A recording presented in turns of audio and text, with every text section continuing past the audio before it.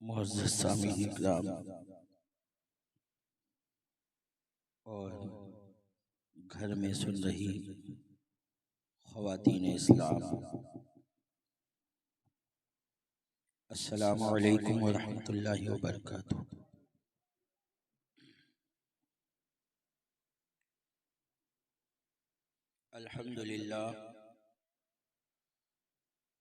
अल्हम्दुलिल्लाहि रब्बिल आलमीन वल आक़िबतु लिल मुत्तक़ीन वस्सलातु वस्सलामु अला सय्यिदिल मुरसलीन अम्मा बाद फ़अऊज़ु बिल्लाहि मिनश शैतानिर रजीम बिस्मिल्लाहिर रहमानिर रहीम इन्नमा यख्शल्लाह मिन इबादिहिल उलमा सदक़ल्लाहुल अज़ीम व सदक़ रसूलुहुन नबियुल अमीनुल करीम व नहनु अला ज़ालिका लमिनश शाहिदीन व शाकिरीन वल्हम्दुलिल्लाहि रब्बिल आलमीन। आइए हम और आप सबसे पहले निहायत ही अक़ीदत व महब्बत के साथ आक़ाए नामदार, मदीने के ताजदार, दोनों आलम के मालिक व मुख्तार जनाब अहमद मुश्तबा मोहम्मद मुस्तफ़ा सल्लल्लाहु ताला अलैहि वसल्लम की बारगाह बेकस पनाह में दूध पाक की डालियाँ निछावर करें। पढ़िए बावाज़ बुलंद अल्लाहु रब्बु मुहम्मदिन सल्लल्लाहु अलैहि वसल्लम नहनु इबादु मुहम्मदिन सल्लल्लाहु अलैहि वसल्लम सलातुन व सलामुन अलैका या रसूल अल्लाह या नबी अल्लाह या हबीब अल्लाह। जमील क़ादरी अलैहि रहमत व रिज़वान शान गौसे आज़म में अर्ज़ करते हैं कि खुदा के फजल से हम पर है साया गौसे आज़म का। खुदा के फजल से हम पर है साया गौसे आज़म का, हमें दोनों जहां में है सहारा गौसे आज़म का। हमें दोनों जहां में है सहारा गौसे आज़म का, और हमारी लाज किसके हाथ है बगदाद वाले के। हमारी लाज किसके हाथ है बगदाद वाले के, मुसीबत टाल देना काम किसका गौसे आज़म का। मुसीबत टाल देना काम किसका गौसे आज़म का, और जनाबे गौस दूल्हा और बराती औलिया होंगे। जनाबे गौस दूल्हा और बराती औलिया होंगे। मजा दिखलाएगा महशर में सेहरा गौसे आज़म का। मजा दिखलाएगा महशर में सेहरा गौसे आज़म का, और उठाना चाहिए मेरा जनाजा शानो शौकत से। जमील क़ादरी कह रहा है जब मर जाऊं तब भी शानो शौकत से ही जनाजा लेकर जाना। उठाना चाहिए मेरा जनाजा शानो शौकत से, शहीदे नाज हूँ और नाम लेवा गौसे आज़म का। शहीदे नाज हूँ और नाम लेवा गौसे आज़म का, और गए एक वक्त में 70 मुरीदों के यहाँ आका। गए एक वक्त में 70 मुरीदों के यहाँ आका, समझ में आ नहीं सकता मुअम्मा गौसे आज़म का। समझ में आ नहीं सकता मुअम्मा गौसे आज़म का। अपने पीर मुर्शिद का शुक्रिया अदा कर रहे हैं कि जिन्होंने गौसे आज़म की गुलामी में दे दिया। डायरेक्ट तो थोड़ी पहुंचे गौसे आज़म तक, अपने पीर मुर्शिद के जरिए ही पहुंचे हैं। तो कहते हैं दूध पाक पढ़िए अल्लाहु रब्बु मुहम्मदिन सल्लल्लाहु अलैहि वसल्लम नहनु इबादु मुहम्मदिन सल्लल्लाहु अलैहि वसल्लम। खुदा के फजल से हम पर है साया गौसे आज़म का, हमें दोनों जहां में है सहारा गौसे आज़म का, और जमीले कादरी सौजा से कुर्बा अपने मुर्शिद पर, अपने मुर्शिद का शुक्र अदा कर रहा है कि उन्हीं के जरिए ही जो है मैं पहुंचा हूँ गौसे आजम की गुलामी तक। गौसे आजम ने जो अपने गुलामी में कबूल किया है, ये मेरे पीरो मुर्शिद का सदका है जो उन्होंने कबूल कर लिया। वो पीरो मुर्शिद कौन है? जमील कादरी के आला हजरत, जमील कादरी के पीरो मुर्शिद आला हजरत थे। तो कहते हैं जमील कादरी सौजा से कुर्बा अपने मुर्शिद पर बनाया जिसने मुझ जैसे को बंदा गौसे आजम का, बनाया जिसने मुझ जैसे को, यानी मेरी इतनी हैसियत नहीं थी, लेकिन ये मेरे मुर्शिद का करम है कि उन्होंने गौसे आजम के गुलाम बना दिया मुझे। और कैसा गुलाम बना दिया? आला हजरत फाजिल बरेलवी रज़ियल्लाहु ताला अन्हु ने गौसे आजम का के गौसे आजम रज़ियल्लाहु ताला अन्हु को आला हजरत के जितने मुरीदीन हैं, आला हजरत उन सबको लेकर गौसे आजम की बारगाह में जाएंगे और गौसे आजम को साथ लेकर नबी करीम की बारगाह में पहुंचेंगे। आला हजरत का मर्तबा देखो कितना है कि गौस पाक की बारगाह में भी जाएंगे और फिर वहां से गौसे आजम को भी साथ लेंगे। कहेंगे गौसे आजम चलिए सरकार की बारगाह में आपके साथ ही जाएंगे। गौसे आजम को लेकर सरकार की बारगाह में पहुंचेंगे और सरकार दो आलम सल्लल्लाहु ताला अलैहि वसल्लम की बारगाह में यूं अर्ज करेंगे कि पहले मतला सुनिए। कहते हैं वाह क्या मर्तबा है गौस है बाला तेरा, ऊंचे ऊंचों के सरों से कदम आला तेरा, सर भला क्या कोई जाने के है कैसा तेरा, औलिया मलते हैं आंखें वो है तलवा तेरा, औलिया मलते हैं आंखें वो है तलवा तेरा। और कहते हैं मेरी तो ये शान है कि मैं गौस का कुत्ता हूं। कुत्ता होने में शान जता रहे हैं आला हज़रत। आज लोग तो कहते हैं अरे कुत्ता, गौसे आजम कहते हैं कुत्ता तो हूं, लेकिन ये भी तो देखो हूं किसका, हूं किसका। कहते हैं मेरी तो ये शान है कि तुझसे दर, दर से सग और सग से है निस्बत मुझको, मेरी गर्दन में भी है दूर का डोरा तेरा। गौसे आजम वही से ही आप डोरा डाले हुए हो मेरी गर्दन में। मैं आपका वफादार कुत्ता हूं, मेरी गर्दन में भी है दूर का डोरा तेरा।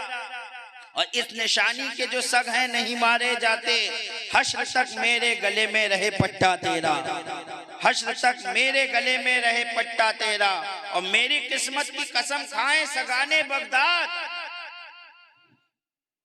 सगाने बगदाद यानी बगदाद के कुत्ते, यहाँ कुत्तों से मुराद आम कुत्ते नहीं है, औलिया अल्लाह जो गौसे आजम की गुलामी में है, जो गौसे आजम की जो है गौसे आजम की अजमत का पहरा दे रहे हैं, वो औलिया अल्लाह मुराद है। समझ में आई? बगदाद के अल्लाह के वली, जो बगदाद के औलिया अल्लाह हैं, जो गौसे आजम की अजमत का पहरा दे रहे हैं, वो औलिया अल्लाह मुराद हैं। उनको कह रहे हैं आला हज़रत कि मेरी किस्मत की कसम खाएं सगाने बगदाद, हिंद में भी रहूं देता रहूं पहरा तेरा। वो तो बगदाद में रहकर दे रहे हैं। अल्लाह ने मुझे इतना करम अता किया है, इतना नवाजा है कि मैं हिंदुस्तान में भी रहकर हुजूर गौसे आजम की चौखट का पहरा दे रहा हूं।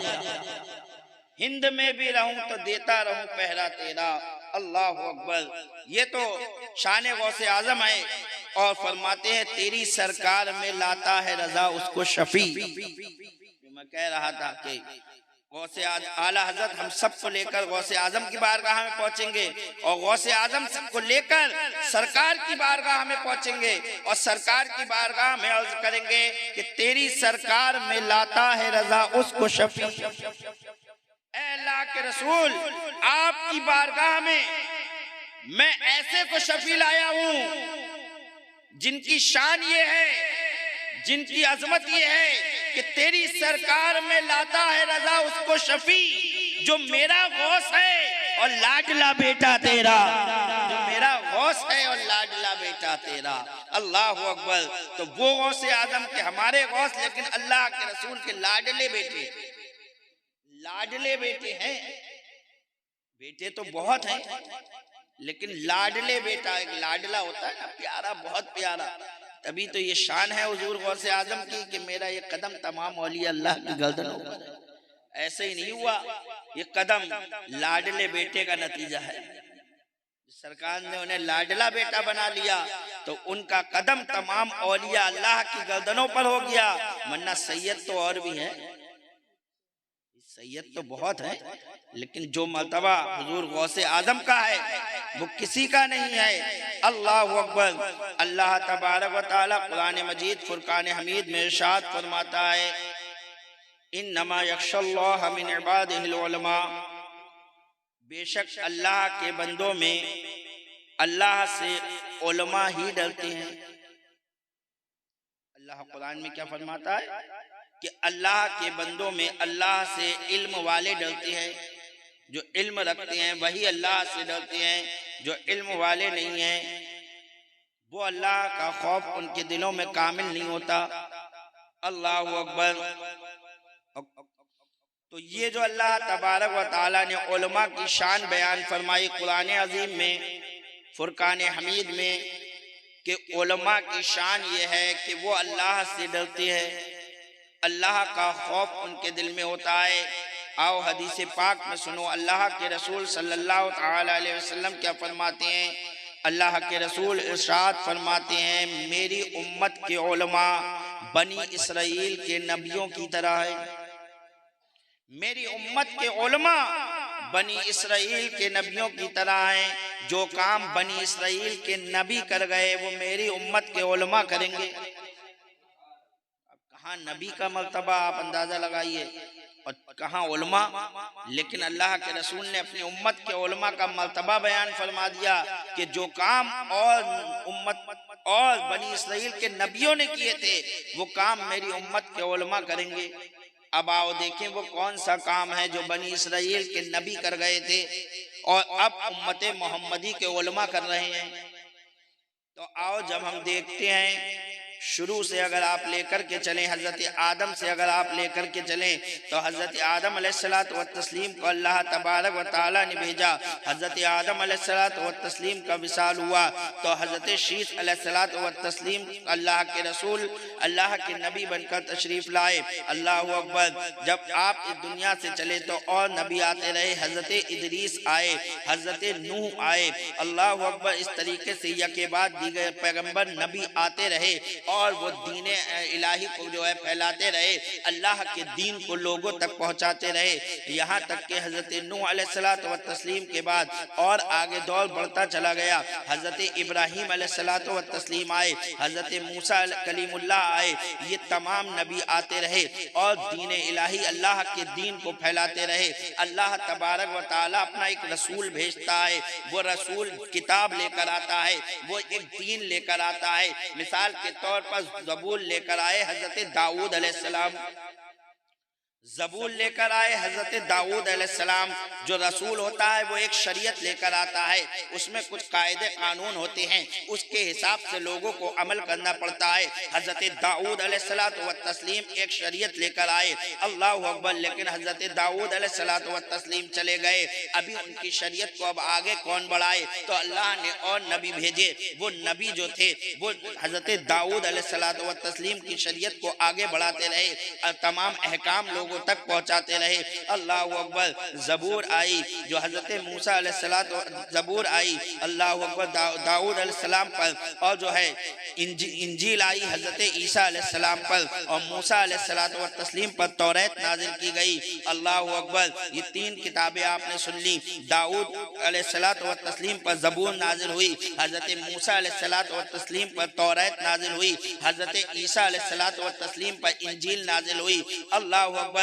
हजरत मूसा अलैहिस्सलात व तस्लीम जब तौरात लेकर आए और जब आप इस दुनिया से रुखसत हो गए तो आपके बाद जाने कितने नबी आए जो है दीन मूसवी को आगे बढ़ाते रहे और दीन मूसवी चलता रहा।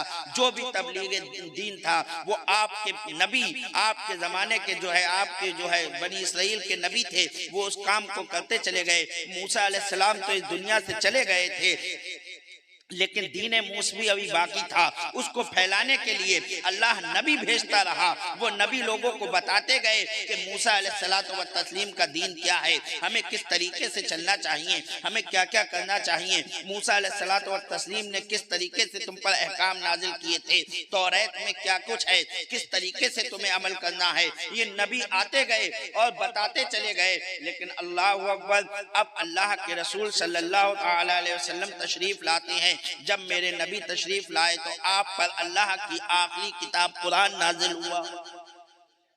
कुरान आखिरी किताब है, उसके बाद अब कोई किताब नाजिल नहीं होगी। अल्लाह ने आखिरी किताब अपने आखिरी पैगंबर पर नाजिल फरमाई। अल्लाह के रसूल सल्लल्लाहु ताला अलैहि वसल्लम हजरत मोहम्मद सल्लल्लाहु अलैहि वसल्लम आखिरी नबी बनकर तशरीफ लाए। अब आपके बाद कोई नबी इस दुनिया में नहीं आएगा।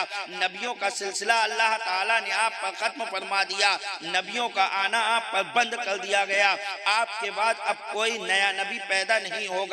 हजरत ईसा अलैहिस्सलातु व तस्लीम क़यामत के करीब जरूर आएंगे, लेकिन वो नए नबी नहीं होंगे, वो तो पहले के नबी हैं। कोई आपको बहकाने की कोशिश करे कि नहीं नबी तो आएंगे, ईसा अलैहिस्सलाम आएंगे, तो वो ईसा अलैहिस्सलाम जो है वो पहले के नबी हैं। कोई नया नबी पैदा नहीं हो सकता। आज ये खातिमुन नबीयीन, आप आखिरी नबी बनकर तशरीफ लाए हैं। अगर कोई ये कहे कि अल्लाह के रसूल के बाद भी कोई नया नबी पैदा हो सकता है तो वो काफिर हो जाएगा, मुसलमान नहीं रहेगा। और यही जो है देवबंदियों के मौलवी कासिम नानोतवी ने लिखा अपनी किताब तहजीरुन नास में, उसने ये लिख दिया कि अगर हुजूर नबी करीम सल्लल्लाहु अलैहि वसल्लम के बाद कोई नया नबी आ जाए तब भी नबी के आखिरी नबी होने में कोई फर्क नहीं आएगा। अब आप अवाम आदमी हैं, आप जान सकते हैं कि जब सरकार आखिरी नबी है और उनके बाद कोई और नबी आ जाए तो सरकार के आखिरी नबी होने में फर्क आएगा या नहीं आएगा? भाई आखिरी नबी के माना है कि सबसे आखिर में नबी, अब उनके बाद कोई नबी नहीं। सरकार ने खुद यही माना बताए, फरमाया मैं खातिमुन नबीयीन हूँ, ला नबी बादी, अब मेरे बाद कोई नबी नहीं। बल्कि एक जगह फरमाया अगर मेरे बाद कोई नबी होता तो वो उमर होते। फरमाया अगर मेरे बाद कोई नबी होता, अगर अल्लाह मेरे बाद भी नबी भेजता तो उमर को नबी बना करके भेजता। हजरत उमर की शान भी यहाँ पर बताई, लेकिन मेरे बाद कोई नबी नहीं है, लिहाजा उमर भी नबी नहीं है। तो पता ये चला कि कोई नबी नहीं है। इसीलिए अल्लाह के रसूल सल्लल्लाहु ताला अलैहि वसल्लम की जो औलादें हुई वो बचपने में ही विसाल कर गई। हजरत अब्दुल्ला, हजरत इब्राहिम सब बचपने में ही विसाल कर गए कि अगर बड़े होते तो और नबियों के नबी और नबियों के बच्चे वो नबी हुए हैं और महबूब के बच्चे नबी ना हो। हिकमत थी, अल्लाह तबारक व ताला ने कोई नर और औलाद नहीं रखी, कोई लड़का नहीं रखा। इसीलिए कोई सोचे कि सरकार के कोई लड़का नहीं हुआ, लड़के हुए तीन, लेकिन बचपने में ही उठा लिए गए। हिकमत यही थी कि सारे नबियों की औलादें नबी हुई हैं और महबूब की औलाद नबी ना हो। जो समझ में आती है हिकमत वो यही है। अल्लाह अकबर। इसलिए कोई भी औलाद जो है आपके बेटों में वो बचपने में ही सब उठा लिए गए, सबका बचपने में ही विशाल हो गया। अब आपकी नस्ल जो चली वो हजरत फातिमा से चली। आपने फरमाया ये नबी की खसाइस में से है। नबी की बहुत चीजें हैं जो उनके खसाइस में से है। औरों की नस्ल उनके बेटों से चलती है, लेकिन मेरे नबी की नस्ल उनकी बेटी से चली। हजरत फातिमा से आपकी नस्ल चली। कोई ये सोचे कि नस्ल खत्म हो गई, नहीं, मेरे नबी के खसाइस में से है। मेरे नबी के खसाइस में से बहुत सी बातें हैं। मेरे नबी ने हजरत सुराका के लिए सोने के कंगन हलाल कर दिए, हालांकि पहनना हराम है, तो मेरे नबी के खसाइस में से था, हलाल कर दिए। 6 महीने की बकरी का बच्चे को कुर्बानी करना नाजायज नहीं होगी, लेकिन एक सहाबी रसूल के लिए अल्लाह के रसूल ने इरशाद फरमाया जाओ तुम इसी की कुर्बानी कर लो, तुम्हारी हो जाएगी, तुम्हारी हो जाएगी।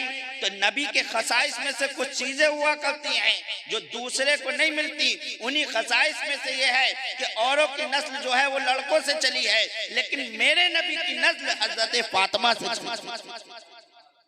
हजरत फातिमा से चली। हजरत इमाम हसन और इमाम हुसैन ये आले रसूल कहलाते हैं, आले फातिमा नहीं कहलाते। आज जितने सैयद हैं सबको क्या कहा जाता है? आले रसूल। रसूल की औलाद, कोई नहीं कहता आले फातिमा या आले अली। हालांकि अली की औलाद है, हजरत फातिमा की औलाद है। अगर सिलसिला देखोगे तो या जो उनका सिलसिला या तो किसी सैयद का जो है हजरत अली से जाकर हजरत हसन से जाके मिलेगा या हजरत हुसैन से जाके मिलेगा, दो ही लोग हैं। या हजरत हसन से जाके मिलेगा या हजरत हुसैन से जाके मिलेगा। सैयदों का सिलसिला इन्हीं दो पर आकर रुक जाएगा और ये दोनों ही हजरत अली और हजरत फातिमा की औलादे हैं। लेकिन कोई नहीं कहता आले अली, कोई नहीं कहता आले फातिमा, बल्कि दुनिया कहती है आले रसूल। दुनिया कहती है आले रसूल। तो अल्लाह तबारक व तआला ने आपकी नस्ल को बाकी रखा हजरत इमाम हसन और इमाम हुसैन की शक्ल में। इसीलिए हजरत इमाम हसन और इमाम हुसैन रसूलुल्लाह सल्लल्लाहु तआला अलैहि वसल्लम के मुशाबे थे। चेहरे में एक सर से लेकर धड़ तक और एक धड़ से लेकर नीचे के दोनों मुशाबे। अल्लाह अकबर। तो मैं अर्ज ये कर रहा था कि नबी आते रहे, लेकिन जब हमारे नबी तशरीफ लाए तो नबियों का सिलसिला बंद हो गया। अल्लाह के रसूल ने आखिरी किताब कुरान की तालीम लोगों तक पहुंचाई, लोगों तक कुरान की तालीम पहुंचती रही। अल्लाह के रसूल जब तक मौजूद रहे, जितने फितने उठे अल्लाह के रसूल ने उनको दबा दिया। कोई भी फितना उठता अल्लाह तबारक व तआला कुरान में आयत नाजिल फरमा देता। कोई परेशानी ही नहीं थी, कोई जरूरत ही नहीं थी। जैसे ही मुनाफिकों ने सर उठाया और वो जो कलमा पढ़ते हुए नबी की शान में तौहीन करते थे, तौहीन उनकी क्या थी ये भी सुनते चलिए, उनके एतराजात क्या हुआ करते थे ये भी सुनते चलिए। और आजकल इस वहाबी जमात को देखिए, फिर देखिए कि इस वहाबी जमात के अकायद उस वक्त के अल्लाह के रसूल सल्लल्लाहु अलैहि वसल्लम के मुनाफिकों से मिलते हैं या नहीं मिलते हैं। जो अल्लाह के रसूल के पीछे नमाज पढ़ा करते थे, पहली सफ में खड़े हुआ करते थे, अल्लाह के रसूल के पीछे नमाज पढ़ते, बहुत बहुत देर जो है पहले से नमाज में बैठ जाया करते थे, नमाज का इंतजार किया करते थे। लेकिन उनके एतराज क्या थे? सुनो, एक सहाबी रसूल का ऊंट गुम गया। जब ऊंट गुम हो गया तो सहाबी रसूल अल्लाह के रसूल सल्लल्लाहु अलैहि वसल्लम की बारगाह में पहुंचे और अर्ज की, अल्लाह के रसूल मेरा ऊंट गुम गया है, मेरा ऊंट गुम गया है।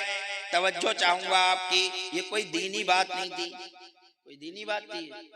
ऊंट घूमना ये तो एक दुनिया की बात है और अल्लाह के रसूल दीन लेकर आए थे। अल्लाह के रसूल दीन लेकर आए थे। कोई दीनी मसला पूछता, कोई दीनी मसला पूछते साहबी रसूल, कोई और बात करते। ये कहा कि मेरा ऊंट घूम गया है, अल्लाह के रसूल भी चाहते तो ये फरमा देते, अरे हम तो अल्लाह का पैगाम लेकर आए हैं, दीनी अहकाम लेकर आए हैं, हमसे दीनी मसाइल पूछो, तुम्हारा ऊंट गुम गया, मुझे क्या मालूम कहाँ है। सरकार ये कह देते, जो वहाबी आजकल के कहते हैं कि अल्लाह के रसूल को इल्म गैब नहीं है, लेकिन अल्लाह के रसूल ने फरमाया तुम्हारा ऊंट गुम गया है। कहा हाँ। तो पता ये चला सहाबियों का ये अकीदा था कि नबी जानते हैं गैब की बातें। कोई दीनी मसला तो था नहीं, सिर्फ ऊंट के बारे में मालूम करने अल्लाह के रसूल की बारगाह में आ रहे हैं। तो इससे ये बात वाज़ेह हो गई कि सहाबी का अकीदा यही था कि अल्लाह के रसूल छुपी हुई चीजों को बता सकते हैं, कौन सी चीज कहाँ है मेरे नबी की निगाह से पोशीदा नहीं है, तभी सहाबी आ रहे हैं। अगर सहाबी का ये अकीदा होता कि अल्लाह के रसूल को क्या मालूम छिपी हुई चीजों के बारे में, तो कभी नहीं आते। तो सवाल गलत हो जाता बिल्कुल कि ये भी अकीदा रखते हैं कि इन्हें क्या मालूम और फिर भी पूछने आ रहे हैं। पूछने आदमी उसी से आता है जिसके बारे में समझता है कि इसको मालूम होगा। भाई कोई दीनी मसला है, आप मुझसे पूछने आओगे कहीं जो है ठेले वाले से नहीं पूछोगे, आप सोचोगे इसे क्या मालूम होगा, ये तो सब्जी बेच रहा है। मस्जिद के इमाम के पास जाओगे, उलमा के पास जाओगे, क्यों? आप समझोगे इन्हें मालूम होगा। तो अल्लाह के रसूल के पास ये पूछने आना कि मेरा ऊंट गुम गया है, बता दीजिए। ये इस बात की दलील है कि सहाबियों का ये अकीदा था कि अल्लाह के रसूल गुमी हुई चीजों और छुपी हुई चीजों को जानते। और वहां भी कहता है कि अल्लाह के रसूल को इल्म गैब नहीं है। अगर इल्म गैब होता तो हजरत आयशा का हाल गुम गया था, क्यों नहीं बता दिया? एतराज सुनो उनका। जब वो एतराज यही करते हैं, कुछ एतराज लेकर आते हैं निकाल के कि जब हजरत आयशा का हार खो गया था तो क्यों नहीं बता दिया? जब अल्लाह के रसूल को इल्म गैब है तो अल्लाह के रसूल के नीचे, चारपाई के नीचे कुत्ते का पिल्ला था, क्यों नहीं बता दिया? ये उनके एतराज है। हुजूर मुफ्ती आजम हिंद रज़ियल्लाहु ताला अन्हु एक मरतबा दिल्ली तशरीफ ले गए अपने एक मुरीद के घर, और जब वहां पहुंचे तो उनके मुरीद ने कहा, हजरत मेरा एक जो है मिलने वाला है, वो काम काज में इससे मुलाकात होती रहती है, वो बहुत है तो सुन्नी लेकिन जो है बड़ा गड़बड़ सड़बड़, मतलब उसका अकीदा लगभग खराब ही है। आपके पास आए, कुछ एतराज करता है, अगर आए तो आप उसको तसल्ली बख्श जवाब दे दीजिए। इतने में वो आ गया तो कहा, हाँ हुजूर मैं आपसे कुछ सवाल करना चाहता हूँ। कहा अच्छा करिए। कहा ये बताओ, मुसलमानों में दो तरह के लोग हैं। एक वो है जो कहते हैं अल्लाह के रसूल को इल्म गैब नहीं है, एक वो है जो कहते हैं अल्लाह के रसूल को इल्म गैब है। आप बताइए आपका क्या अकीदा है?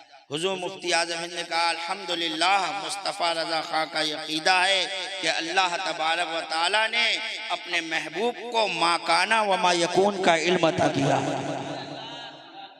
यानी जो कुछ हुआ और जो कुछ होगा सबका इल्म अल्लाह तबारक व तआला ने अपने महबूब को दे दिया। कहा अच्छा, तो अल्लाह के रसूल को इल्म गैब था तो हजरत आयशा का हाल खो गया था तो क्यों नहीं बता दिया? कुत्ते जो है चारपाई के नीचे कुत्ते का पिल्ला था तो क्यों नहीं बता दिया? जब हजरत जाबिर दरवाजे पर आए, खटखटाया तो अंदर से कहा कौन? तो उन्होंने कहा मैं। तो सरकार ने क्यों कहा मैं? क्या नाम बताओ?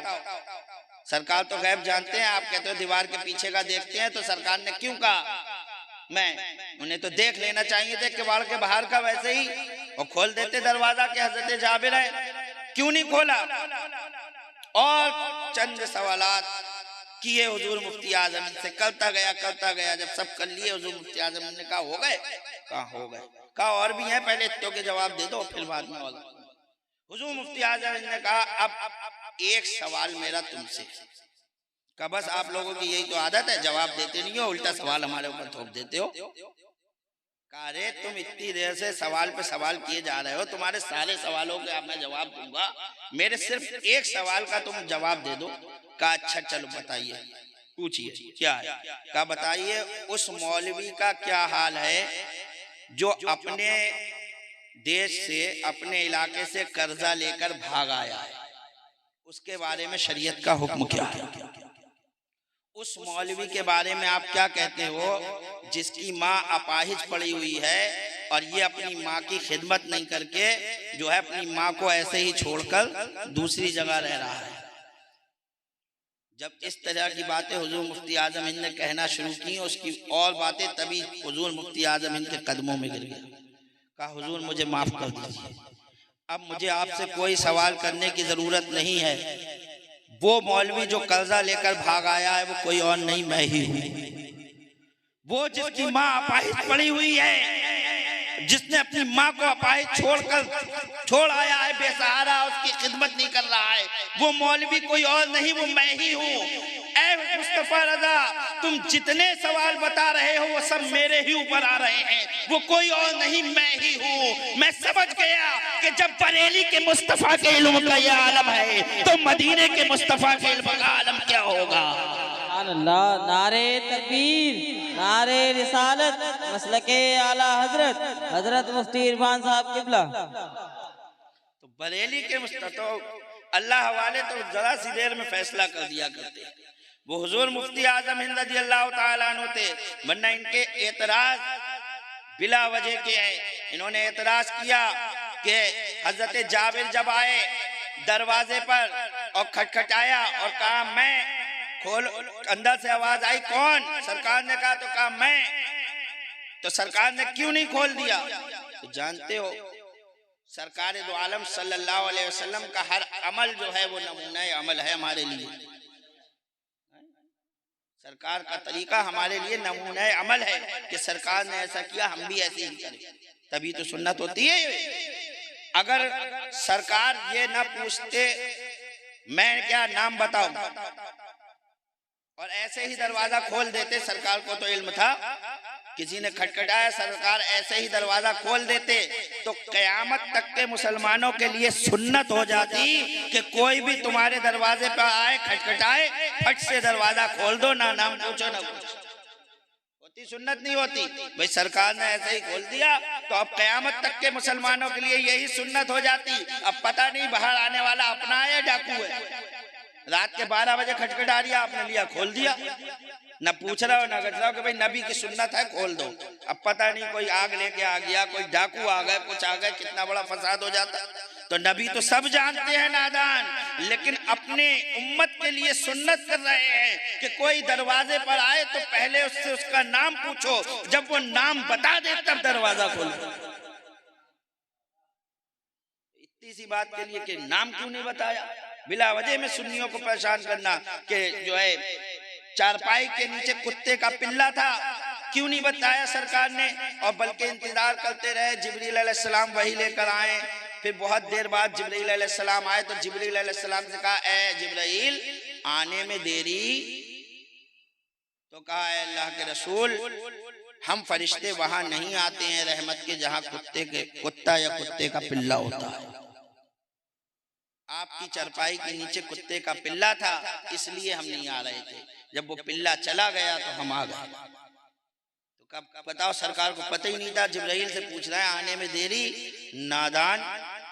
सरकार को पता था कुत्ते का पिल्ला है, लेकिन अगर सरकार दो आलम सल्लल्लाहु ताला अलैहि वसल्लम उस पिल्ले को भगा देते तो हमें यह कानून कैसे मिलता, ये कैसे पता चलता कि फरिश्ते रहमत के वहां नहीं आते हैं जहां कुत्ते का पिल्ला होता है।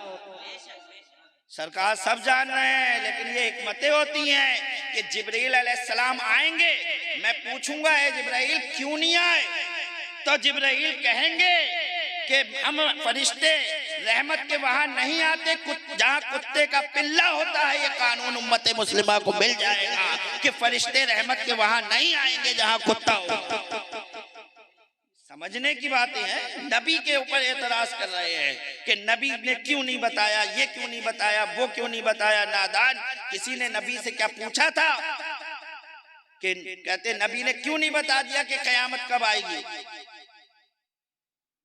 तो कयामत कब आएगी इसके बारे में कहते हैं नबी ने क्यों नहीं बताया, तो नबी ने नहीं बताया। क्या नबी ने बता नहीं दिया कि कयामत जो है मुहर्रम की 10 तारीख को आएगी। नबी ने क्यों नहीं बता दिया। जिब्रील अलैहिस्सलाम ने सवाल किया था, इसमें हदीस है, मैं आपको सुना दूं वरना ये लोग कहेंगे कि आधी बात बता गए आधी छोड़ गए। कहते हैं इनके मौलवी आधी बताते, पूरी बताऊं। हजरत जिब्रील अलैहिस्सलातु व तस्लीम इंसान की शक्ल में आए थे, साहबा इकराम का मजमा था। आप जो है दो जानू होकर बैठ गए और बैठने के बाद अदब से सवाल किया। हजरत नबी करीम सल्लल्लाहु अलैहि वसल्लम से मैं आपसे सवाल करना चाहता हूँ। अल्लाह के रसूल ने कहा पूछो। तो उन्होंने सवाल किया कि ईमान क्या है, इस्लाम क्या है, एहसान क्या है, ये सवाल किए अदब से। ये सिखाने आए थे उम्मत मोहम्मदी को कि सरकार से कैसे सवाल करना चाहिए। अदब सिखाने के लिए आए थे। तो फिर आखिर में सवाल किया कि क़यामत कब आएगी। जिब्रील अलैहिस्सलाम ने सवाल किया कि क़यामत कब आएगी। तो अल्लाह के रसूल ने फरमाया साइल से ज्यादा नहीं जानता। क्या कहा? साइल से ज्यादा नहीं जानता, यानी जो पूछ रहा है उससे ज्यादा नहीं जानता। इसका क्या मतलब हुआ? सरकार ने ये कह दिया मुझे नहीं मालूम क़यामत कब आएगी। इनकार तो नहीं हुआ। ये कहा साहिल से ज्यादा नहीं जानता। हदीस के अल्फाज उठाकर देख लो, यानी है जिब्राइल क़यामत का इल्म तुम भी रखते हो, मैं भी रखता हूँ, जितना तुम जानते हो उतना ही मैं भी जानता हूँ। ये मतलब हुआ इसका सुभान अल्लाह कि मैं भी जानता हूँ क़यामत का इल्म और तुम भी जानते हो, लेकिन बताया क्यों नहीं कि किस सन में आएगी? कि ये इसरार इलाही में से है, अल्लाह के इसरार में से है। ताकि अगर ये बता दिया जाता कि किस सन में आएगी, वरना ये तो बता दिया किस तारीख में आएगी। फरमाया मुहर्रम की 10 तारीख को आएगी। दिन भी बता दिया नबी ने कि जुमे का दिन होगा। और क्या चाहिए? जुमे का दिन होगा, मुहर्रम की 10 तारीख होगी। सिर्फ सन नहीं बताई, उसमें हिकमत थी कि अगर सन बता दी जाती, मिसाल के तौर पर यहाँ बैठे हैं इतने लोग, अगर अभी किसी को पता चल जाए, अभी हमारे नब्बी भाई को पता चल जाए कि मैं परसों मर जाऊंगा, अल्लाह ना करे, एक बात मिसाल दे रहा हूँ, कहीं बुरा मत मान जाना, सलीम भाई पे दे दूं कहो तो ये अभी उठकर जाएंगे और इन 2 दिन रातें सोंगे नहीं। कहीं सोंगे, कहेंगे यार परसों तो मेरी जिंदगी है, क्या करूं, क्या खाऊं, क्या पीऊं।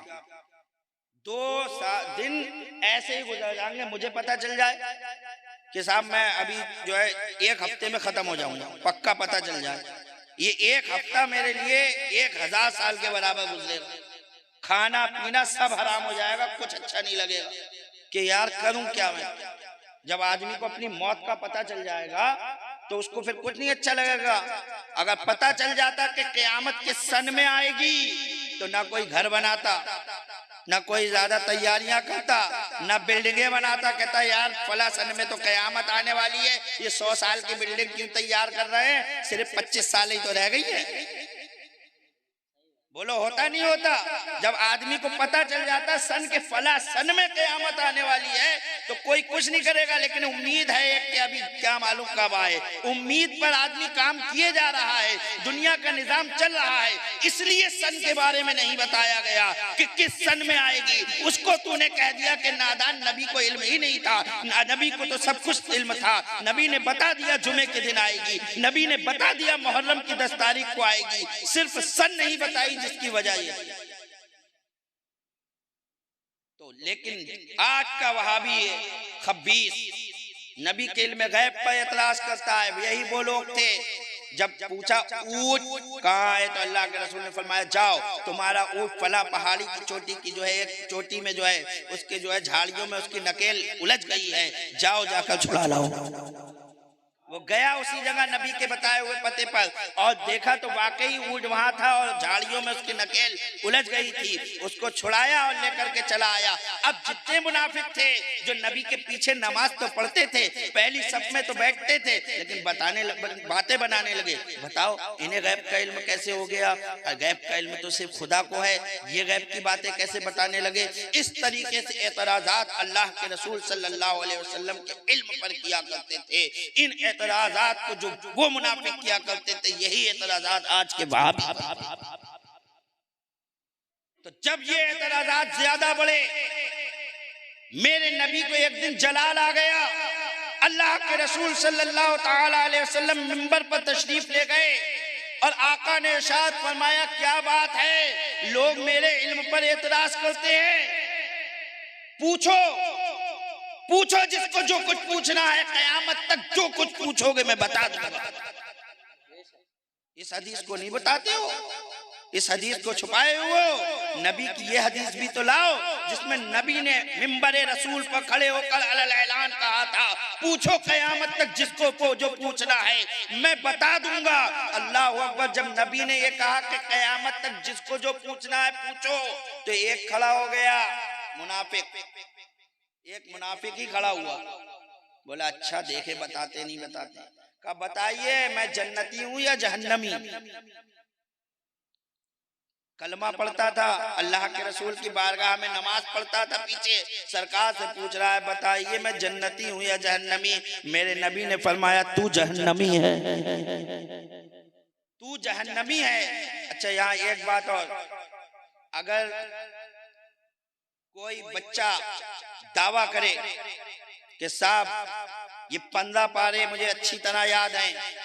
इन 15 पारों से मुझसे जो चाहो जहां से चाहो पूछ लो। वो दावा कर रहा है और हम उससे 16वें पारे का पूछें तो गलती किसकी है? हमारी, उस बच्चे की, और वो ना बता पाए। किसकी गलती हुई? हमारी हुई, क्यों भाई? उसने तो 15 पारे तक का दावा करा था। हमें 15 के अंदर पूछते, वो ना बता पाता तो गलती उसकी थी। हमने 16वें पारे का पूछ लिया तो गलती हमारी है अगर वो नहीं बता पाया। हम ये नहीं कहेंगे ये अपने दावे में झूठा है। अब अल्लाह के रसूल ने कहा था पूछो, कयामत तक जो कुछ होगा मैं बताऊंगा। नबी ने यही तो कहा था, कयामत तक का पूछो। और उसने पूछ कहाँ का लिया?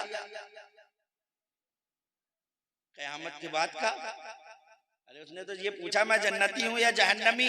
जन्नती और जहन्नमी का मामला तो ये तो कयामत के बाद की बात है।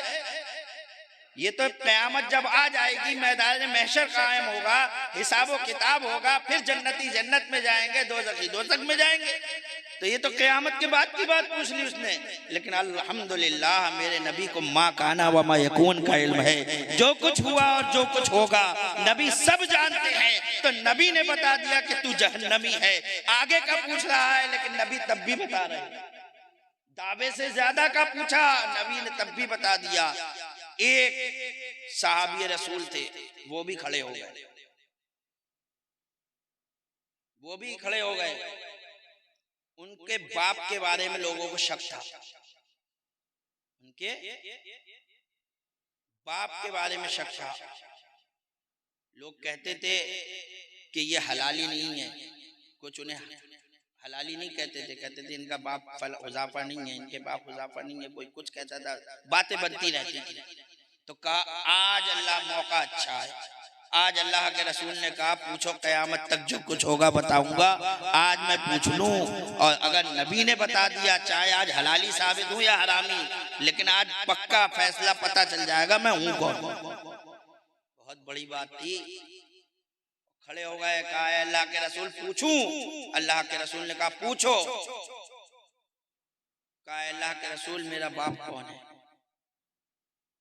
इतना पूछना था, लोग हैरत से देख रहे हैं ये क्या पूछ लिया इन्होंने। ये हजरत अब्दुल्ला ने क्या पूछ लिया? अल्लाह अकबर। अब तो क्या होगा? अल्लाह के रसूल ने फरमाया है अब्दुल्ला अबू का हुज़ाफा, तेरा बाप हुज़ाफा है। इतना कहना था, हजरत हुज़ाफा खुश हो जाते हैं कि आज के बाद जितनी चीमा जोइयां होती थी मेरे ऊपर सब बंद हो जाएंगी। अब नबी ने फरमा दिया है कि मेरा बाप हुज़ाफा है। अब जो है कोई हमारे बाप का इनकार करे, आपके बाप का इनकार करे तो मामला हराम तक रहेगा कि हराम किया। एक मुसलमान के लिए बदगुमानी की, लेकिन कोई हजरत हुज़ाफा के बाप का इनकार कर दे तो मामला हराम तक नहीं रहेगा बल्कि कुफ्र हो जाएगा। क्योंकि अब नबी का फरमान आड़े आएगा। नबी ने फरमाया है कि हजरत अब्दुल्ला का बाप हुज़ाफा है, तो अब हजरत अब्दुल्ला के बाप का कोई इनकार कर दे तो वो सिर्फ हराम तक नहीं रहेगा बल्कि कुफ्र हो जाएगा। जब हजरत अब्दुल्ला की वालिदा ने ये सुना तो उन्होंने कहा बेटा ये आज तुमने क्या पूछ लिया? ऐसी बात तुम्हें अल्लाह के रसूल से नहीं पूछना चाहिए थी। वो तो अल्लाह का शुक्र है कि तुम्हारी माँ के कदम सलामत रहे, वरना कितनी बेइज्जती हो जाती सबके सामने। ऐसी बातें नहीं पूछना चाहिए। हजरत उमर वहां मौजूद हैं। हजरत उमर देख रहे हैं कि ऐसे तो राज पे राज खुलते जाएंगे और सरकार जलाल में है। कह रहा पूछो जिसको जो पूछना है। मेरे इल्म पे एतराज करते हो, पूछो जिसको जो पूछना है। अल्लाह के रसूल सल्लल्लाहु अलैहि वसल्लम के सहाबी हजरत उमर दोजानू होकर बैठ जाते, कहते हैं अल्लाह के रसूल हमें माफ कर दीजिए। अगर किसी ने आपका दिल दुखाया है तो हम उसकी तरफ से माफी मांगते हैं। ऐ अल्लाह के रसूल हमें माफ कर दीजिए, आप बैठ जाइए। तो अल्लाह के रसूल बैठे। आपने सोचा कि ऐसे तो बहुत राज खुल जाएंगे। तो ये वो जमात है जो अल्लाह के रसूल सल्लल्लाहु अलैहि वसल्लम के जमाने में थी। वही जमात जो है आज भी चली आ रही है और ये दज्जाल के साथ तक रहेगी। ऐसी वहाबियत से हमें दूर रहना है। अल्लाह अकबर। अर्ज कर रहा था अल्लाह के रसूल सल्लल्लाहु अलैहि वसल्लम दीन इस्लाम फैलाते गए, लेकिन जब अल्लाह के रसूल सल्लल्लाहु अलैहि वसल्लम इस दुनिया से तशरीफ ले गए, अल्लाह अकबर, अब बात आई कि अब दीने मोहम्मदी को कौन चलाएगा। नबियों का सिलसिला तो खत्म हो चुका, तो नबी की वही हदीस सामने आ गई कि मेरी उम्मत के उलमा बनी इसराइल के नबियों की तरह है। नबियों का आना जरूर बंद हो गया है, लेकिन ऐ लोगों सुन लो, मेरी उम्मत के उलमा वो काम करेंगे जो बनी इसराइल के नबियों ने किया था। अल्लाह अकबर। तमाम लोग परेशान हाल हैं कि क्या किया जाए, किस तरीके से जो है चलाया जाए। जब नबी करीम सल्लल्लाहु अलैहि वसल्लम का विसाल हुआ तो ये वो सदमा था जिसे मुसलमान बर्दाश्त ना कर सके। अल्लाह अकबर। कोई कहीं परेशान हाल बैठा हुआ है, कोई कहीं गमगीन बैठा हुआ है। हजरत उमर फारूक आजम की तो ये शान थी कि आप तलवार हाथ में लेकर पूरे इलाके में घूम रहे थे और कह रहे थे अगर किसी ने मुझसे कह दिया कि अल्लाह के रसूल का विसाल हो गया है तो इस तलवार से उसकी गर्दन उड़ा दूंगा। ऐसे वक्त में हजरत अली अलग बैठे हुए हैं, सब अलग अलग बैठे हुए हैं। ऐसे वक्त में अगर अल्लाह तबारक व तआला ने किसी को बिल्कुल सादिक कदम रखा तो वो हजरत अबू बकर सिद्दीक की ज़ात। जबकि सबसे ज्यादा मोहब्बत अल्लाह के रसूल से अगर कोई करता था वो हजरत अबू बकर सिद्दीक ही थे। इससे पता ये चला कि जितनी मोहब्बत करते थे उतनी ही बड़ी जिम्मेदारी अब उठाने का वक्त आ गया था।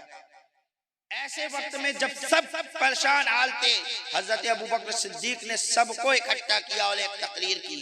उसमें कहा, ऐ लोगों, जो मोहम्मद की पूजा करता था, ऐसी तकरीर की कि लोगों को झंझोड़ा ताकि लोग समझें कि दीन इस्लाम क्या है।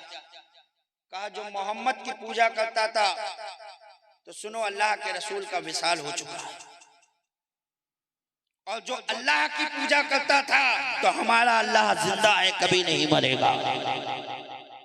हमारा अल्लाह जिंदा है, कभी नहीं मरेगा। दीन इस्लाम कयामत तक कायम रहेगा। हमें इस दीन इस्लाम को जो अल्लाह के रसूल लेकर आए थे उसको आगे बढ़ाना है, उसको लेकर कयामत तक चलना है। जब ये तकरीर हजरत अबू बकर सिद्दीक रज़ियल्लाहु ताला अन्हु ने की और कुरान की एक आयत करीमा तिलावत की जिसका मफहूम यह है कि मोहम्मद तो एक रसूल है, तो इनसे पहले भी और रसूल आए, क्या अगर वो इंतकाल कर जाएं या शहीद कर दिए जाएं तो तुम दीन से फिर जाओगे। कुरान की ये आयत जब तिलावत की तो लोगों को एकदम हजरत उमर फारूक आजम ने तलवार छोड़ दी। फिर हर कोई यही आयत जो है तिलावत कर रहा था और सब समझ गए कि अल्लाह के रसूल का विसाल हो चुका है और अब इस दीन को जो है हमें मिल करके आगे बढ़ाना है। तो वो हजरत अबू बकर सिद्दीक, अल्लाह अकबर, नबियों के बाद अल्लाह ने जिनका मर्तबा सबसे बुलंदो बाला किया है, वो उम्मत के उलमा, वो उम्मत के आलिम दीन उठे और उन्होंने जो है दीन इस्लाम को आगे बढ़ाया।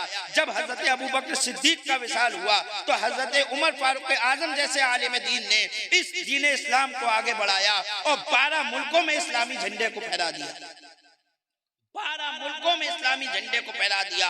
जब आपका विसाल हुआ तो हजरत उस्मान गनी जैसे आलिम दीन ने जो है दीन इस्लाम को आगे बढ़ाया। जब हजरत उस्मान गनी का विसाल हो गया तो अल्लाह अकबर, हजरत मौला अली जो बाबुल इल्म है, इल्म का दरवाजा है, उन्होंने जो है दीन इस्लाम को आगे बढ़ाया।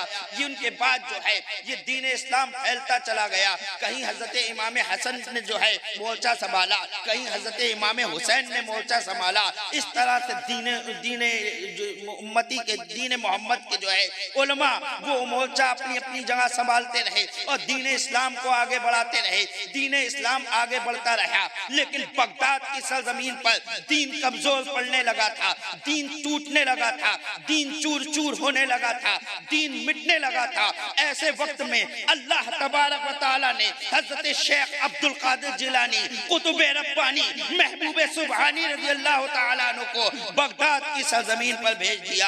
आप जब बगदाद की सरजमीन पर पहुंचते हैं, आप खुद कहते हैं कि मेरा गुजर एक जो है शख्स से होता है जो बिल्कुल मुर्दा हालत में पड़ा हुआ है। अल्लाह अकबर, मैं उसके पास जाता हूँ और जाने के बाद उसको हाथ पकड़ कर उठा लेता हूँ। अल्लाह अल्लाह अकबर। जैसे ही मैं उसको हाथ पकड़कर उठाता हूँ, वो कमजोर शख्स अचानक जो है एकदम जो है तवानाई उसमें आ जाती है, उसमें कुव्वत और ताकत आ जाती है, उसमें तंदुरुस्ती आ जाती है, वो मोटा और ताजा होकर बैठ जाता है।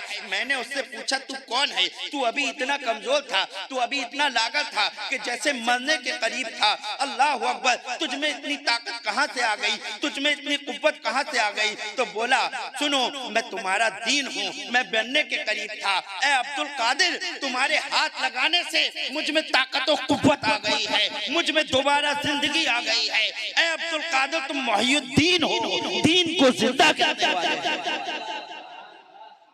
ये कहा हजरत अब्दुल कादिर कहते हैं मैं वहां से बगदाद की मस्जिद में पहुंचा।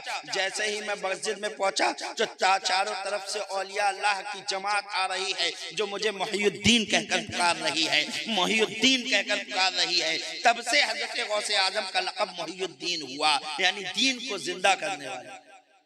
तब से आपका लक़ब मुहियुद्दीन कहा गया, दीन को जिंदा करने वाले। वो हुजूर गौसे आजम रज़ियल्लाहु ताला अन्हु हैं कि बगदाद की सरजमीन पर जो है आपने वो कारनामा अंजाम दिया, अल्लाह अकबर, जो किसी ने नहीं दिया है। आप जो है मुकाबले में जो है 100 उलमा आए थे जो आपको इम्तिहान लेने के लिए आए थे, लेकिन अल्लाह अकबर वो 100 उलमा आपसे ताइब होकर तौबा करके जो है वापस जा रहे हैं। हुजूर गौसे आजम रज़ियल्लाहु ताला अन्हु का जितने भी मुकाबला करने की कोशिश की है वो जलीलो खार हो गया है, वो रुसवा होकर गया है, लेकिन गौसे आजम का कोई मुकाबला नहीं कर पाया है। अल्लाह तबारक व तआला ने गौसे आजम को बड़ी शान बख्शी है, बड़ा मर्तबा इनायत किया है। आज भी गौसे आजम रज़ियल्लाहु ताला अन्हु का सच्चे दिल से पुकार कर अगर मदद मांगी जाए तो गौसे आजम का मुरीद कहीं भी क्यों ना हो, गौसे आजम बगदाद से ही उसकी मदद फरमा दिया करते हैं। मेरे साथ ऐसे बहुत वाक़यात हो चुके हैं, यहाँ बताने का जो है अगर वक्त नहीं है तो क्या क्या बताऊं। एक वाकया आपको सुनाता चलता हूं। एक मर्तबा मैं मस्जिद में बैठा हुआ था और वहां मैं पहले जो है मस्जिद में बैठा हुआ था, वहां हमारे वालिद साहब जो है वो खत्म शरीफ में सुरमा बेचा करते थे, तो मैं वहीं चप्पलों के पास लगाकर मैं बैठ गया था और वहीं पर मैं सुरमा बेच रहा था और सिर्फ बैठे बैठे या गौस अल मदद, या गौस अल मदद ये पढ़ रहा था। इतने में जितनी पीछे ईंटें थी वो सब जो है लगी हुई थी, वो सब गिर जाती हैं और सारी ईंटें मेरे ही ऊपर आ रही हैं। लेकिन अल्लाह के फजलो करम से आप अंदाजा लगाइए, मैं ईंटों के खास पीछे चट्टे पर बैठा हुआ था और ईंटें सारी की सारी गिरी हैं, लेकिन कोई ईंट इधर गिरी है, कोई इधर गिरी है, कोई आगे गिरी है, कोई पीछे, एक भी ईंट जो है जो मेरे जिस्म के किसी एक हिस्से पर भी नहीं पड़ी। मैं हैरत में रह गया और जितने लोग आए वो सब हैरत में रह गए कि ये क्या मामला हुआ, ये क्या हुआ। मैंने कहा ये सिर्फ मेरे गौस की करामत है, ये सिर्फ मेरे गौस की करामत है। मैं या गौस अल मदद पुकार रहा था, गौसे आजम का नाम ले रहा था, मुझे नहीं मालूम था क्या होने वाला था। मैं वैसे ही गौसे आजम का विर्द कर रहा था, उसका नतीजा मुझे ये मिला। और जो है कई जगह ऐसे वाकयात हुए हैं जहाँ पर जो है गौसे आजम ने मेरी मदद की है। अल्हम्दुलिल्लाह सुम्मा अल्हम्दुलिल्लाह। गौसे आजम को सच्चे दिल से अगर आप पुकारोगे, आप कहीं भी क्यों ना हो, कहीं वीराने में चले जाना, किसी परेशानी के आलम में चले जाना, लेकिन अपने गौस को एक बार अगर आपने सच्चे दिल से पुकार लिया तो आपके पीर खुद फरमाते हैं कि मेरा मुरीद अगर पश्चिम में हो मुझे पूरब से पुकारेगा, मेरा मुरीद पश्चिम में हो मैं पूरब में हूँ, वो पश्चिम से मुझे पुकारे मैं पूरब से ही उसकी मदद कर दूंगा। जो 12 साल डूबी हुई कश्ती को निकाल दे, ऐसे ऐसे वाकयात हैं, ऐसे ऐसे कि अक्ल दंग रह जाती है सोच करके। 12 साल में ना हड्डी बचेंगी ना गोश्त बचेगा, कुछ नहीं बचेगा यार। 12 साल बहुत होते हैं, लेकिन 12 साल में डूबी हुई कश्ती को निकाल दिया। हुजूर मुफ्ती आज़म हिंद फरमाते हैं, निकाला है पहले तो डूबे हुओं को, निकाला है पहले तो डूबो हुओं को, और अब डूबतों को बचा गौसे आज़म। ऐ गौसे आज़म रज़ियल्लाहु ताला अन्हु, हमें नहीं मालूम फिलिस्तीन के लोग कैसे हैं, मालूम नहीं वो आपको मदद के लिए पुकार रहे हैं नहीं पुकार रहे हैं, हमें नहीं पता। ना हमें उनके अकायद के बारे में मालूम, ना हमें उनके किसी और कल्चर के बारे में मालूम। मैं तो ये समझता हूँ कि अगर सही दिल से पुकारते तो मदद जरूर आती, लेकिन हम यहाँ से पुकार रहे हैं गौसे आजम रजी अल्लाह ताला अन्हु, आप फिलिस्तीनियों की मदद फरमा दीजिए। वो बाज़ाहिर हमें दिख रहे हैं कि मुसलमान हैं, कलमा पढ़ने वाले हैं। जब तक किसी के बारे में कुछ मालूम ना हो हम उस पर कोई हुक्म नहीं लगा सकते। किसी भी मुसलमान को तकलीफ होगी तो हमें तकलीफ होगी। लिहाजा ए गौसे आजम रज़ियल्लाहु ताला अन्हु, फिलिस्तीन की सरजमीन पर कुफ्र जो है हमले कर रहा है और मुसलमान वहां पर शहीद हो रहे हैं। ए गौसे आजम रज़ियल्लाहु ताला अन्हु, आपने पहले डूबो हुओं को निकाला था, अब यहाँ लोग डूब रहे हैं। हुजूर मुफ्ती आजम हिंद का इस शेर का वसीला देकर आपकी बारगाह में इल्तिजा करते हैं कि निकाला था पहले तो डूबो हुओं को, सब मिलकर कहिए, निकाला था पहले तो डूबो हुओं को और अब डूबतों को बचा गौसे आजम, और अब डूबतों को बचा गौसे आजम। खिला मेरे दिल की कली गौसे आजम, मिटा कल्ब की बेकली गौसे आजम। न मांगू मैं तुझसे तो फिर किससे मांगू, कहीं और भी है चली गौसे आजम, कहीं और भी है चली गौसे आजम। अल्लाह अकबर। वो हुजूर गौसे आजम रज़ियल्लाहु ताला अन्हु हैं। अल्लाह, मैं आपको उलमा की फजीलत बता रहा हूँ। गौसे आजम भी आलिम दीन हैं, बल्कि आलिमों के सरदार, औलिया अल्लाह के सरदार हैं। अल्लाह अकबर। उसके बाद सिलसिला चलता रहा। हिंदुस्तान की सरजमीन पर अगर दीन फैला है तो एक आलिम दीन हजरत ख्वाजा अजमेरी रज़ियल्लाहु ताला अन्हु से फैला है। आलिम दीन को दूसरी तरफ बाद में लेके जाओ। लोग कहते हैं सूफी संत, सूफी कोई आलिम छोड़कर बन जाएगा। आपने भी मदरसे में तालीम हासिल की है, आपने भी पढ़ा है। कोई ये ऐसे नहीं है बगैर इल्म के। क्या ख्वाजा गरीब नवाज कम पढ़े लिखे थे? कम इल्म था उनके पास? बहुत इल्म वाले हैं हुजूर ख्वाजा गरीब नवाज। तो इतने इल्म वाले, हिंदुस्तान की सरजमीन पर दीन फैलाया तो एक आलिम दीन हजरत ख्वाजा अजमेरी ने फैलाया। और कोई भी अल्लाह का वली होगा, याद रखो, वो बेइल्म हो ही नहीं सकता, बेइल्म वली बन ही नहीं सकता। जिसे इल्म ही ना हो वो वली कैसे बन जाएगा? खुद सोचो।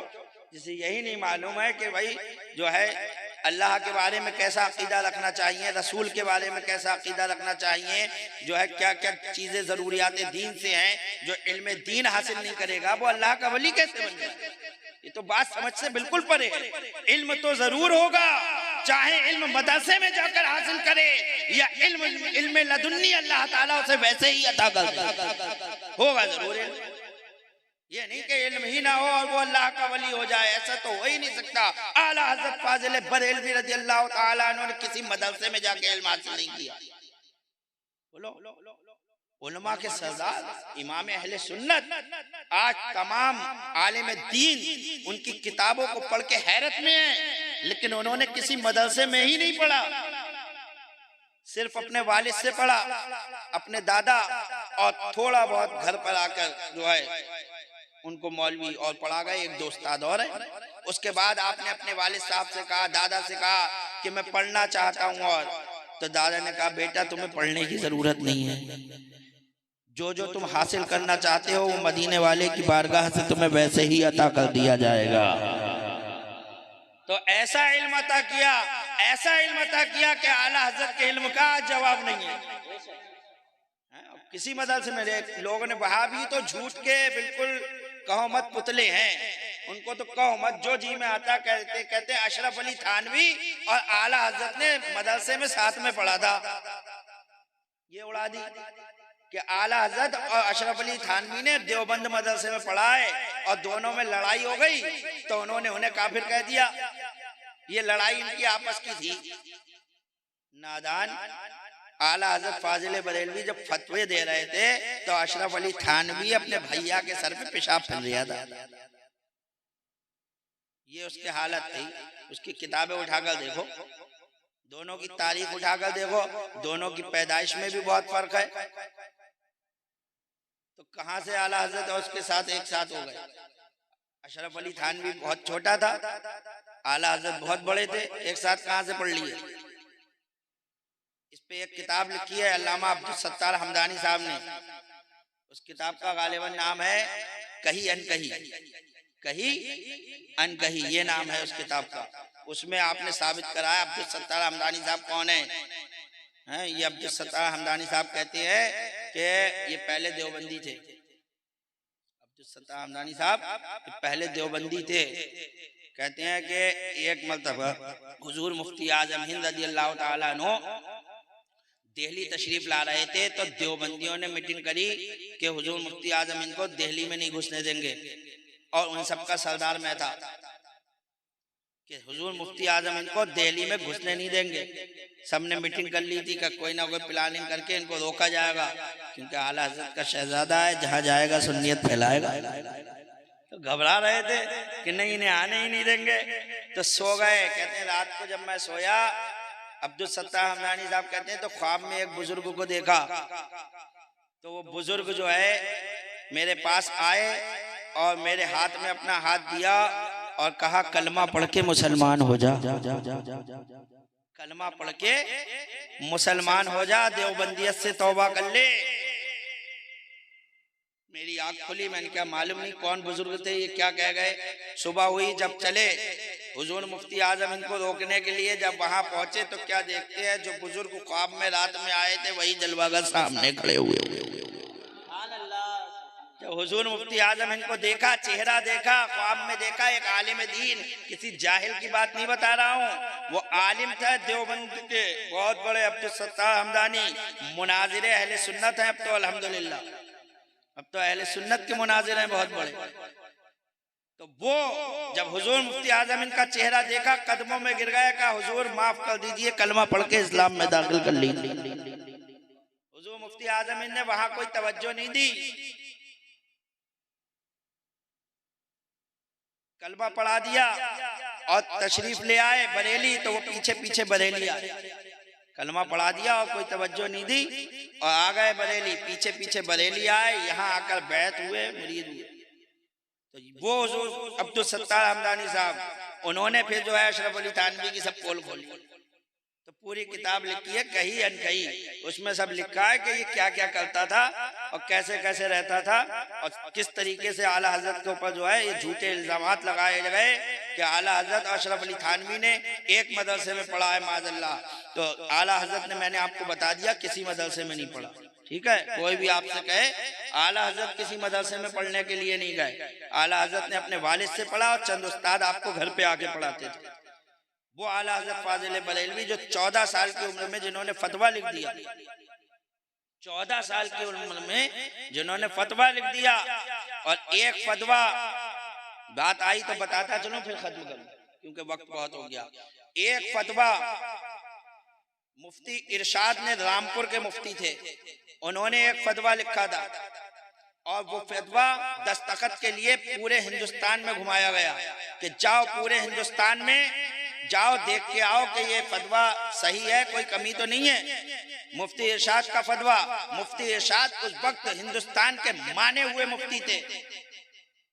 अल्लाह अकबर, जब वो फतवा चला सारे मुफ्तियों के पास, तो हर मुफ्ती ने देखा मुफ्ती इरशाद का फतवा है, कौन कह दिया जवाब सही है, मुफ्ती इरशाद का फतवा है, जवाब सही है, मुफ्ती इरशाद का फतवा है, जवाब सही है। हर जगह से जहां जा रहा है फतवा जवाब आ रहा है, सही है, जहां जा रहा है जवाब आ रहा है, सही है। अल्लाह अकबर, जब बरेली की सरजमीन पर वो फतवा आता है, आला हजरत फाजिल बरेलवी 14 साल की उम्र है, अंदर बैठे हुए हैं, आपके वालिद नकी अली खां बाहर खड़े हुए हैं, आने वाला आता है, कहा यहाँ पर जो है फतवा कौन देता है, कहा मुफ्ती साहब अंदर बैठे हुए हैं, जाइए उनसे फतवा ले लीजिए। कहा अच्छा, अंदर गया तो देखा कि एक छोटा सा बच्चा 14 साल की उम्र का अल्लाह अकबर बैठा हुआ है, वापस आ जाता है। कहा कि ये वापस, वहां तो एक बच्चा बैठा हुआ है, मुझे तो मुफ्ती नकी अली खां के पास भेजा गया था। कहा मुफ्ती नकी अली खां मैं ही हूँ, लेकिन मैंने अब ये काम खत्म करके जो है उन्हीं के सुपुर्द कर दिया है, जाइए आप उन्हीं को दिखा दीजिए। अल्लाह अकबर, वो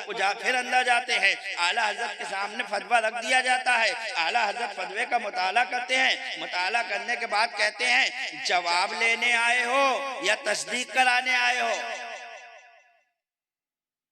कहा हुजूर जो सही हो आप कर दीजिए, हमें तो भेजा गया है दिखाया जाए, अब आपको जो सही लगे तो कर दीजिए। जब आला हजरत से ये कहा, आला हजरत की 14 साल की उम्र है, आपने मुफ्ती इरशाद के फतवे को काट दिया।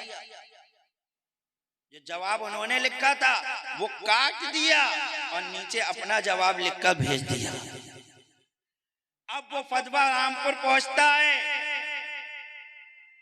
मुफ्ती इरशाद के सामने जब वो फतवा पहुंचा और सारी जगह वहां रामपुर के नवाब ने कहा कि हुजूर ये क्या बात है, आपका फतवा हिंदुस्तान की जो है तमाम जो है और मुफ्तियों के पास गया, सबने सही जवाब लिखा है इसको, और ये बरेली के मुफ्ती ने आपके जवाब को काटकर दूसरा जवाब लिखा है। मुफ्ती इरशाद देखते हैं, देखकर कहते हैं सुन लो, मैं आपसे एक बात कहना चाहता हूँ रामपुर के नवाब, जितने मुफ्तियों के पास फतवा गया था उन्होंने ये नहीं देखा कि फतवे में लिखा क्या है, बल्कि ये देखा कि मुफ्ती इरशाद का फतवा है, लिहाजा सही ही होगा, और उसको सही जवाब कहकर जो है रवाना कर दिया। सिर्फ मेरे नाम पर उन्होंने जो है वो सही जवाब कहकर रवाना कर दिया। लेकिन ये बरेली का मुफ्ती जो है ये आने वाले फतवे को ये नहीं देख रहा है कि लिखने वाला कौन है, बल्कि क्या लिखा हुआ है उसको देख रहा है। कसम खुदा की, इसने जो मेरा फतवा काटा है सही काटा है, और नीचे जो जवाब दिया है जवाब वही सही।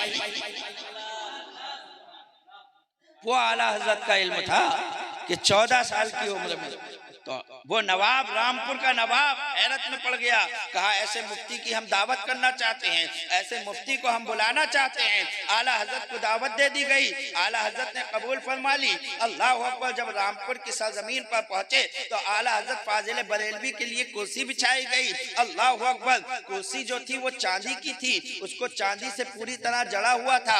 आला हजरत से कहा गया इस पर बैठ जाइए, आला हजरत ने इनकार फरमा दिया और एक सादी कुर्सी मंगाकर उस पर बैठ गए। कहा आपको नहीं पता है कि चांदी की कुर्सी पर बैठना ये नाजायज और हराम। हालांकि मुफ्ती इरशाद भी वहां मौजूद थे। आप समझ सकते हैं बरेली का फतवा हुआ करता है, बरेली का तकवा हुआ करता है।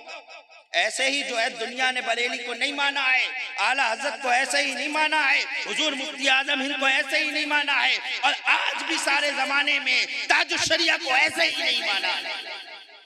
जहां भी गए हैं उस बरेली के तकबे को जो आला हजरत ने दिखाया था, जो हुजूर मुफ्ती आजम हिंद ने दिखाया था, अल्हम्दुलिल्लाह बरेली के ताजुश शरिया ने वही तकवा फिर दिखा दिया। बरेली वाले अभी बदले नहीं है, बरेली वाले उस पदवे पे आज भी कायम हैं। कल जिसके बारे में कहा गया था कि ये बरेली है बरेली, यहाँ पर फतवा नहीं बदला जाता, जरूरत पड़ने पर हुकूमत बदल। अल्लाह तबारक व तआला हमें और आपको सबको जो है गौसे आजम रज़ी अल्लाह तआला अन्हु के तरीके पे चलाए, उलमा से सच्ची मोहब्बत करने की तौफीक अता फरमाए। उलमा की जो फजीलत आप देखेंगे कि उलमा की फजीलत कुरान में भी आई है, उलमा की फजीलत हदीस में भी आई है। अल्लाह के रसूल फरमाते हैं आलिम दीन के लिए समंदर की मछलियाँ दुआ करती हैं, मगफिरत की दुआएं, समंदर की मछलियां मगफिरत की दुआएं किया करती हैं।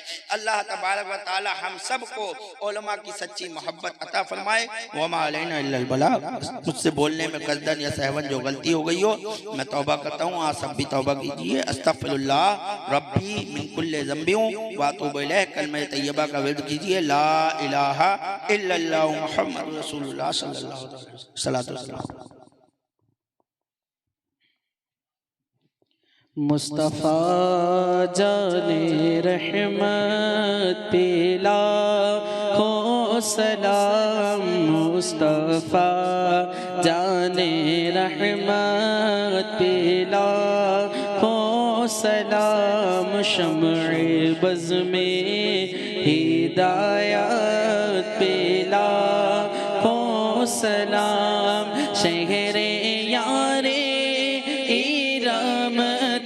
ताजदारे हरम, शहरे यारे इरम ताजदारे हरम, नौबहारे शफाअत पिला हो सलाम, नौबहारे शफाअत पिला हो सलाम।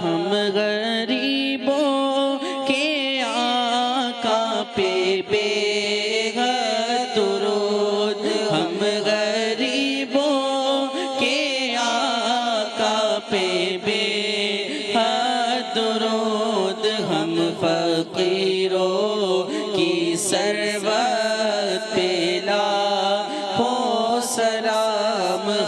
फकीरों की सरवत पे लाखों सलाम। गौसे आज़म इमाम तुक़ा वन्नुक़ा, गौसे आज़म इमाम तुक़ा वन्नुक़ा, जलवाए शान कुदरत पे लाखों सलाम। जलवाए शान कुदरत पे लाखों सलाम। काश महशर में जब उनकी आमद हो, काश महशर में जब उनकी आमद हो, भेजे सब उनकी शौकत पे लाखों सलाम। भेजे सब उनकी शौकत पे लाखों सलाम। मुझसे खिदमत के कुदसी कहे हाँ रज़ा, मुझसे खिदमत के कुदसी कहे हाँ रज़ा।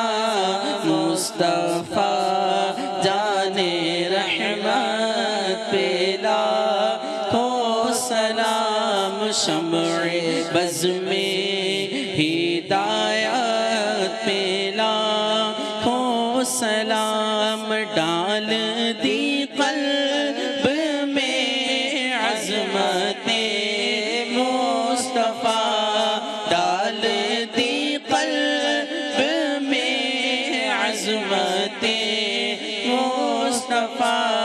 सैयदी आला हज़रत पे लाखों सलाम। सैयदी आला हज़रत पे लाखों सलाम। सलात व सलाम अलैका या रसूलल्लाह।